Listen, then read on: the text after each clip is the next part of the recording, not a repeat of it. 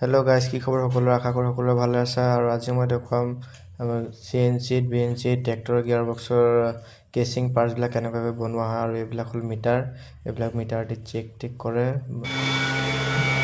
আৰু ইয়াতে মেচিনত গিয়াৰ বক্সৰ কেচিং হাচিং কাটি আছে মেচিনৰ যোগেদি।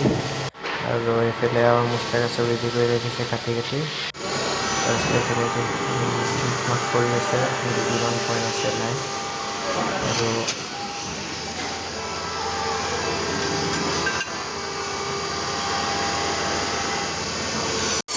আৰু গাছ মোক দিলে আজি অমিতা কাটিবলৈ। আৰু এইফালে মোৰ মেচিনত অমিতা কাটি আছে, চাওক কেনেকৈ অমিতা কটা হয়।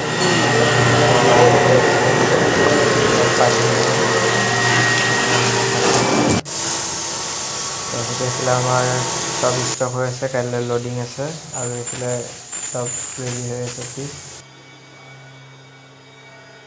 চ' গাইজ, ভিডিঅ'টো আজি ইমানে। যদি মোৰ ভিডিঅ'টো চাই ভাল লাগিলে তেনেহ'লে মোৰ চেনেলটো ছাবস্ক্ৰাইব কৰিব, লাইক কৰিব।